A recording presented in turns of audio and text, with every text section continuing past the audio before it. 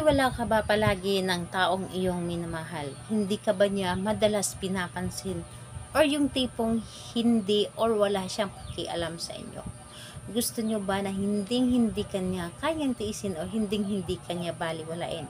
Hello mga guys, kumusta kayo? Panibagong araw, panibagong video na naman tayo. And sa araw na ito ay isa na namang video ang aki tuturo sa inyo na simpleng gabay o simpleng pamamaraan na makakatulong sa atin. At bago ang lahat, gusto ko lang mag-disclaimer sa mga taong hindi naniniwala at hindi gusto makakagaya nitong video. Please skip this video and maghanap kayo ng videos na gustong-gusto nyo dahil ang video na ito ay para lamang ito sa mga taong naniniwala and gusto mag-try. Sa lahat po ng mga nagko-comment po dito sa aking video dito sa loob ng aking channel, mag-ingat sa lahat ng mga nagre-reply sa inyo na dinadala kayo sa kanilang WhatsApp, Imo app upang makaiwas po tayo sa scam. Ngayon po ituturo ko sa inyo paano tayo hindi baliwalain ng taong minamahal natin.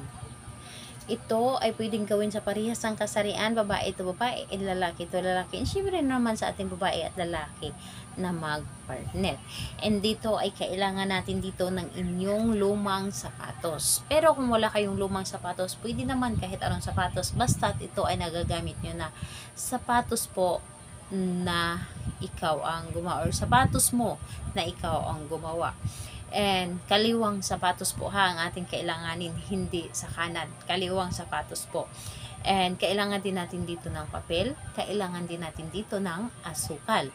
Yun po ang ating dapat na ihanda. And kapag ready na yung mga naibanggit ko, ang isunod po ninyong i-ready is ang inyong sarili. Yes po.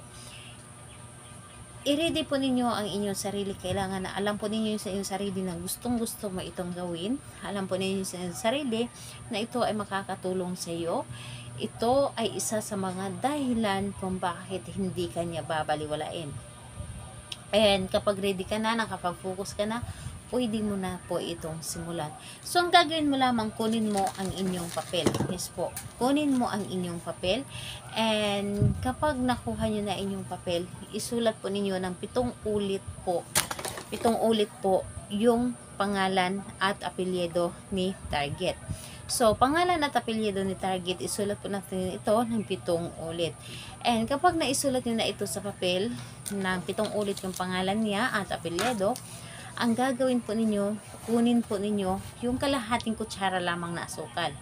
Kalahating kutsara lamang na asukal, halimbawa ito, yung papel.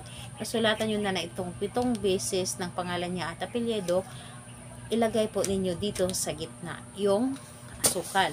And kapag nailagay nyo na dito sa gitna yung asukal, tutupiin nyo lamang ito na papunta po dapat sa inyo. So, kailangan na walang matapon na asukal.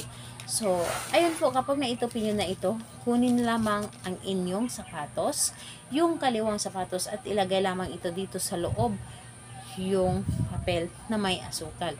And pagkatapos nun, ibubulong nyo lamang doon sa sapatos na sa pamamagitan nito, ikaw, pangalan at apelyido ng inyong target.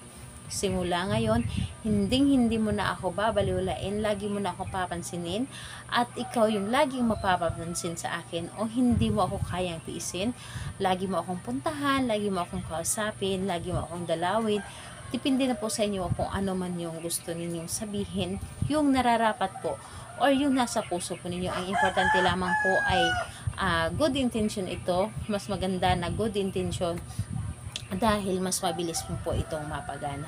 So, pagkatapos nun, pagkatapos mo bulungan ang inyong sapatos, ilagay nyo lamang yung sapatos ninyo kung saan ninyo ito dating nilalagay kapag hindi nyo ito suot.